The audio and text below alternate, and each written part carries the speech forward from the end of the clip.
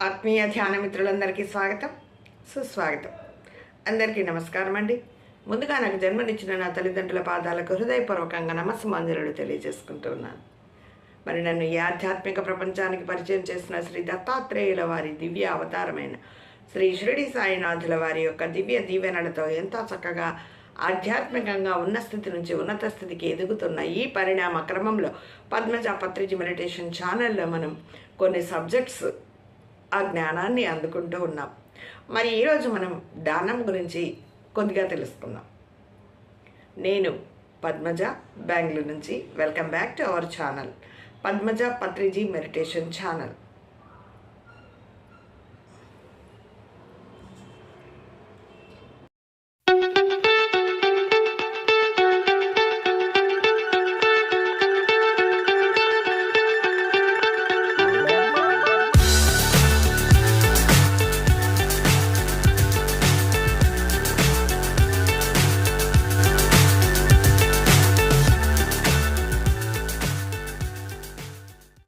మరి సబ్జెక్ట్లోకి వెళ్ళిపోదామండి.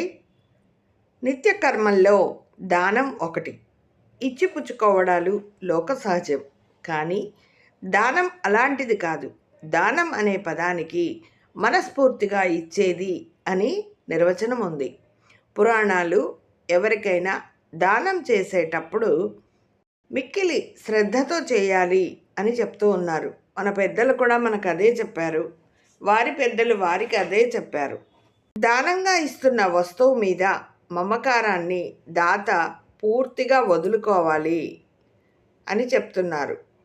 అంటే మనం ఇష్టపూర్వకంగా ఇవ్వాలి, అపాత్ర దానం చేయకూడదు. అలాగని అది ఎవరికి దక్కాలో వారికి ఇవ్వాలన్నమాట. ఆ మమకారాన్ని మనం ఎప్పుడైతే వదులుకుంటామో ఆ దాత ఆ మమకారాన్ని వదులుకొని ఆ ఇస్తున్న వస్తువు మీద ఇష్టాన్ని పూర్తిగా వదిలేసుకొని ఆ ఎదుటి వాళ్ళకి ఇచ్చినప్పుడే తన సమర్థత, సంపదల స్థాయిని తెలుసుకోగలుగుతాడు. అది స్వీకరించే వారి అర్హతలను బట్టి ఆ దృష్టిలో ఏదైతే ఉంచుకోవాలో స్వీకరించే వారి అర్హతలను దృష్టిలో ఉంచుకొని మనము తీసుకోవాలి. అలాగే ఇచ్చేవారు. ఈ రెండు లేకపోతే అపాత్ర దానం అంటారు. అర్హత కలిగిన వారికే దానం ఇవ్వాలి అంటారు. దానానికి మోతాదు కానీ, పరిమాణం కానీ, ఇంత ఉండాలి అనే నియమం కానీ లేదు. ఎదుటి వారి అవసరాలు తీర్చడమే దానం యొక్క ముఖ్య ఉద్దేశం. మరి ఉదాహరణకు దాహంతో అలమటించే వారికి గుక్కడు నీళ్లు ఇస్తే ప్రయోజనం ఉంటుంది. అంతేకాని ధనం విలువైంది కదా అని దాన్ని ఇచ్చి దాహం తీర్చుకోవడానికి వినియోగించుకోమని చెప్పడం అది మూర్ఖత్వమే అవుతుంది. దాన్ని దానం అనరు, దానం అనిపించుకోదు. ఒకవేళ వ్యక్తి స్వయంగా హీన దశలో ఉన్నట్లయితే తాను భుజించడానికి లభించిన దానిలో నుంచి అర్ధగ్రాసం అంటే పిడికిట్లో సగమైన దానం ఇవ్వాలి. మనకు ఉన్న దాంట్లో ఎదుటివాడికి కొంచెం ఇవ్వమని అర్థం.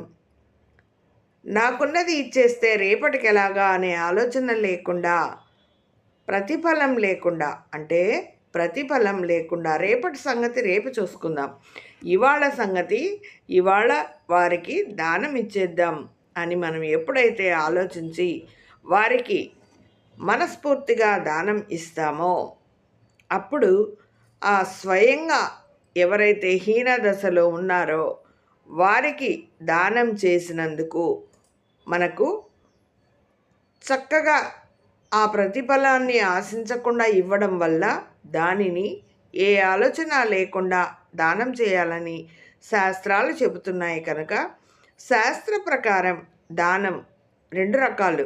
ఒకటి పూర్తం, రెండోది ఇష్టం. ఒక వ్యక్తి దానం అతడు మరణించాక కూడా అనేక తరాలకి ఉపయోగపడుతుందంట. చూసారా, అటు 7 తరాలు ఇటు 7 తరాలు మనం చేసే దానమే దానికి ఉపయోగపడుతుంది అని చెప్తున్నారు. దీన్ని పూర్తం అంటారు. అంటే బావులు, చెరువులు అలాంటివి తవ్వించడం అన్నమాట. మనం ఉన్నా లేకపోయినా వాటిని వేరే వాళ్ళు ఉపయోగించుకోవటం వల్ల అది మనం లేకపోయినా సరే వాళ్ళు దాన్ని వినియోగించుకోవటం వల్ల వారికి అది అలవాటుగా దాన్ని వాటర్ కానీ, ఇంకా రోడ్లు కానీ, ఇంకా ఏవైతే పర్మనెంట్గా ఉంటాయో ధ్యానంలో పిరమిడ్స్ కానీ, మనం లేకపోయినా సరే ఆ ధ్యానం చేసేవారికి పిరమిడ్లను ఇస్తున్నాం. అలా ఉంటుందన్నమాట. ఈ బావులు తవ్వించడం, చెరువులు చేయించడం, ఆరామాలు నిర్మించడం, భోజన సత్రాలు కట్టించడం, విద్య వైద్య సదుపాయాలు కలిగించడం, రహదారికి ఇరువైపులా చెట్లు నాటించడం లాంటివి తరతరాలకు మనం ఈ భూమండలం మీద ఉన్నా లేకపోయినా చాలామందికి అవి వినియోగపడతాయి. కాబట్టి ఇలాంటి వాటిని పూర్తం అంటారు. ఇక రెండోది ఇష్టం. వ్యక్తి ఇష్టపూర్వకంగా వేరొకరికి ఇచ్చే ద్రవ్యం, వస్త్రాలు, అతిథి సత్కారాలు దీని కిందికి వస్తాయి. మనీ కానీ, వస్త్రాలు కానీ ఇవన్నీ కూడా దానం కిందికే వస్తాయి.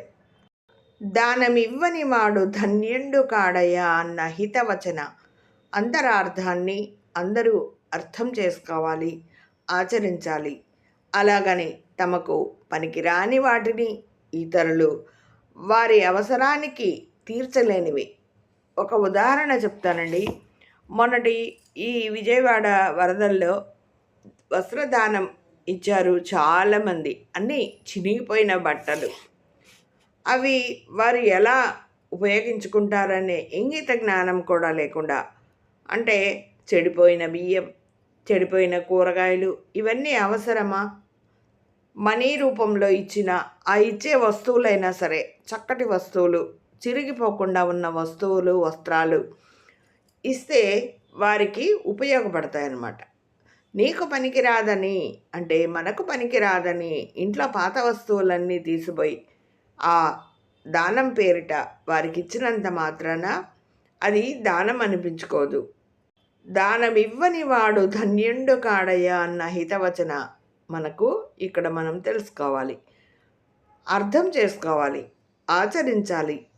అలాగని మనకు పనికిరాని వాటిని, ఇతరుల అవసరాలు తీర్చని వస్తువులను ఇవ్వడం అది దానం అనిపించుకోదు. ఎంత చక్కగా చెప్పారు చూడండి. చేసిన దానం గురించి ఎవరికీ చెప్పాల్సిన పని లేదు.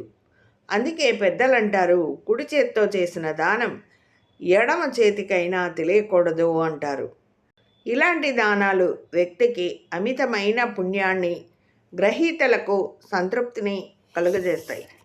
చూడండి, కొంతమంది ఇస్తారు, ఇచ్చిన తర్వాత 100 సార్లు 100 మందికి చెప్తారు, నేను అది ఇచ్చాను, ఇది ఇచ్చాను, ఇది ఇచ్చాను అని చెప్తూ ఉంటారు. దానివల్ల ప్రతిఫలం ఏమీ ఉండదు. నేను నీకు అప్పుడు ఇది ఇచ్చాను, ఇప్పుడు అది ఇచ్చాను, నువ్వు ఇప్పుడు ఇవ్వాలంటే నాకు లక్షలు రిటర్న్ ఇవ్వాలి అంటే, కొంతమంది పుట్టింటి వారు కూడా అమ్మాయిలకు పసుపు కుంకాలమ కింద ఇచ్చిన తర్వాత కూడా నేను అంత ఇచ్చాను, ఇంత ఇచ్చాను, నీకు ఇన్ని లక్షలు ఇచ్చాను అని చెప్తూ ఉంటారు. ఇదంతా కూడా ఇచ్చిన తర్వాత చెప్పుకోకూడదు అని అంటున్నారు పెద్దలు.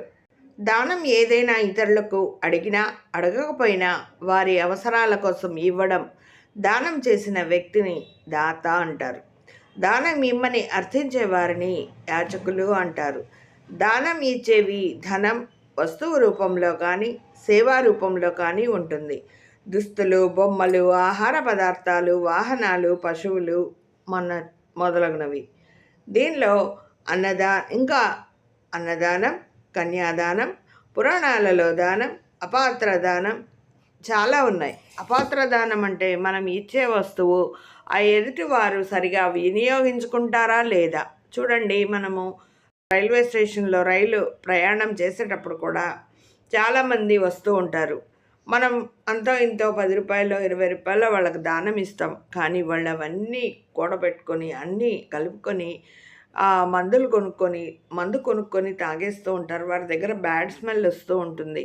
కాబట్టి అలాంటి వారికి ఏదైనా బ్రెడ్ కానీ మన దగ్గర ఉన్న ఆహారం కానీ ఇవ్వడం మేలు. ఎందుకంటే వాళ్ళను చెడు అలవాట్లకి ప్రేరేపించిన వారమవుతాం. అది అపాత్రదానం అవుతుందండి. అలాగనే ఆకలితో ఉన్నవాడికి పిడికెడు అన్నాన్ని దానం చేసిన వ్యక్తి ధన్యుడు. ముఖ్యంగా కరువు మొదలైన ప్రకృతి వైపరీత్యాలు సంభవించినప్పుడు ఇవి ఇంకా అవసరం. అలాంటి క్లిష్ట సమయాల్లో అన్నదానం చేసిన వ్యక్తిని ప్రజలంతా దేవునితో సమానంగా పూజిస్తారు. మొన్నటికి మొన్న మనకు ఈ మధ్య కరోనా అవన్నీ వచ్చాయి కదా, కోవిడ్. చాలామంది భోజనం కూడా లేకుండా ఇబ్బంది పడిన వారు ఉన్నారు. సహాయం చేసిన వాళ్ళు అంతకన్నా ఎక్కువ మంది ఉన్నారు. చాలా చక్కగా ఎంతో వారికి ఉన్న దాంట్లో సహాయం చేశారు. కూరగాయలు కానీ బియ్యం కానీ చాలా చక్కగా చేశారు. ఎంత రోగం వచ్చినా వారు మన దగ్గర ఎన్ని డబ్బులున్నా కూడా ఆ డబ్బుల వల్ల ప్రయోజనం లేదు. ఎందుకంటే మనం డబ్బులతో ఏమీ చేసుకోలేం. ఉపయోగపడుతుంది కానీ ప్రాణాన్ని నిలపలేదు అనేది ఆ కోవిడ్ టైంలో చాలామందికి కనువిప్పు కలిగిందండి. మరి పురాణాలలో దానం దగ్గరకు వస్తే బలిచక్రవర్తి 3 అడుగులు విష్ణుమూర్తికి దానం చేసి చిరస్మరణీయుడైనాడు. కర్ణుడు తనకు సహజంగా ఉన్న కవచ కుండలాలను రక్షక కవచాన్ని దానం చేసి దానకర్ణుడిగా నిలిచాడు చరిత్రలో. అలానే ఏకలవ్యుడు తన బొటన వేలు ఏదైతే ఆ గురువు అడిగారో కోసి ఇచ్చేశాడు. వైశాఖ మాసం దానాలు ఇవ్వడానికి ప్రశస్తమైన మాసంగా పురాణాలు పేర్కొన్నాయి. కాబట్టి బలిచక్రవర్తి, శిబి చక్రవర్తి, కర్ణుడు, ఏకలవ్యుడు వీరంతా కూడా దానకర్ణులు అంటారు. మరి కన్యాదానం, పెళ్లికూతురు తండ్రి కన్యగా తన కూతుర్ని ఇచ్చే దానం. వరకట్న ప్రభావం వల్ల ఇది కన్యతో పాటు ధన కనక వస్తు వాహన దానంగా కూడా పేర్కాంచింది. అపాత్ర దానం మానవునికి ఉన్న సుగుణాలలో ఒకటి దానం చేయడం. దానం చేసే వ్యక్తి, దానం స్వీకరించే వ్యక్తి దానం స్వీకరించడానికి తగిన పాత్రుడా కాదా అని ఆలోచించి లేదా రుజువు చేసుకుని అతను దాన స్వీకరణకు అర్హుడు అయినట్లయితేనే అతనికి దానం ఇవ్వాలి. దానం స్వీకరించే వ్యక్తి దాన స్వీకరణకు తగిన పాత్రుడు కానప్పటికీ అతనికి దానం ఇచ్చినట్లయితే అటువంటి దానాన్ని అపాత్ర దానం అంటారు. కాబట్టి దానాలలో ఎన్ని రకాలు ఉన్నాయో తెలుసుకొని మనం ప్రవర్తించాలి. మన కర్మలు ప్రక్షాళన చేసుకోవాలంటే దాన ధర్మాలు ఎంతో ముఖ్యం. మనం దానం చేయడం వలన మన కర్మలను ప్రక్షాళన చేసుకుంటాం. Thank you very much. మరి ఇంకొక వీడియోలో కలుసుకుందాం.